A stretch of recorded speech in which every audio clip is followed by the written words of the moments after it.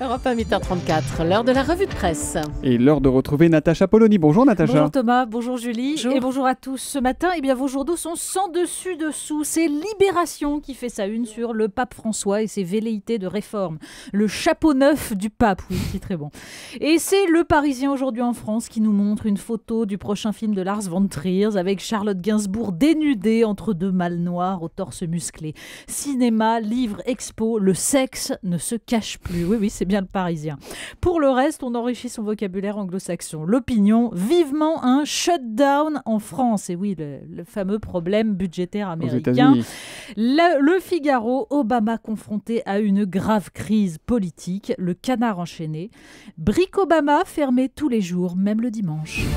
Alors on commence avec ce shutdown qu'on peut traduire par quoi? Fermeture, fermer, arrêter. Oui, quoi. fermeture de la fonction publique, tout simplement. Institution grippée, paralysie, les mots pour décrire la situation américaine sont du registre médical.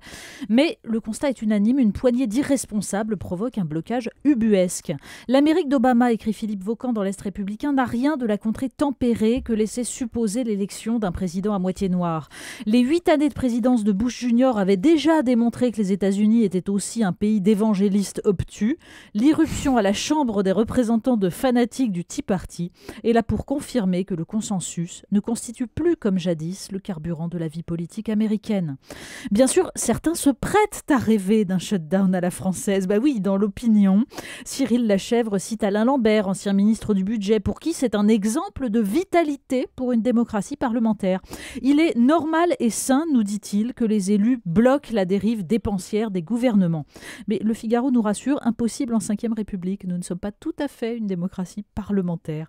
En attendant, les fonctionnaires américains découvrent qu'ils ne sont pas essentiels et Libération décrit leur blues. Quant aux Échos, ils nous apprennent que le shutdown aura même des conséquences en Normandie. Fermeture de tous les cimetières américains à l'étranger. Mieux, le shutdown, c'est aussi sur Mars. Le robot Curiosity est mis en mode protection et ne collecte plus d'informations. C'est mieux que l'effet papillon. En tout cas, ça cause de gros soucis à Barack Obama, dont on a appris il y a quelques minutes qu'il annulait à cause de cette situation budgétaire aux États-Unis un déplacement prévu en Malaisie. La fraude fiscale, on en parle beaucoup dans les hebdos. Oui, puisqu'on parle budget en déficit, mur de la dette, rabot sur les dépenses publiques, mais c'est sans doute essentiel, sauf que la une de l'Express nous rappelle une réalité. Fraude fiscale, les vrais tricheurs, 60 milliards volés à l'État. C'est 60 milliards par an.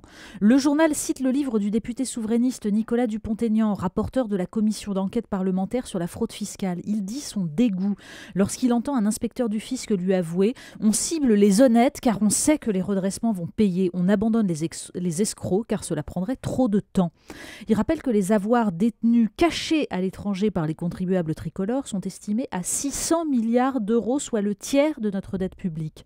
Alors escroquerie à la TVA, effet d'aubaine et la libre circulation des marchandises en Europe qui rend plus complexes les contrôles. Comme en écho, le Figaro nous rappelle que Google n'a payé que 6,5 millions d'impôts en France en 2012. Pourtant, le marché de la publicité dans les moteurs de recherche, dont Google rafle 90%, pesait 1,1 milliard d'euros l'an dernier. Réduire la dette, oui, mais où est-ce qu'on prend l'argent? Ça, c'est un choix politique, surtout pour ceux dont l'ennemi est la finance. Google qui rafle 90% du marché de la pub dans les moteurs de recherche, c'est incroyable, c'est impressionnant. Les rythmes scolaires, une de et ça déraille. Et oui, et puis c'est devenu une habitude. Alors avec aujourd'hui en invité Jean-François Copé. Dans le Midi Libre, Yann Marek s'agace de ce nouvel opportunisme du patron de l'UMP. Et dans La Voix du Nord, Hervé Favre rappelle qu'en 2010, la mission parlementaire présidée par Michel Tabarot, lieutenant de Jean-François Copé, s'était prononcée à l'unanimité pour la semaine de 4 jours et demi.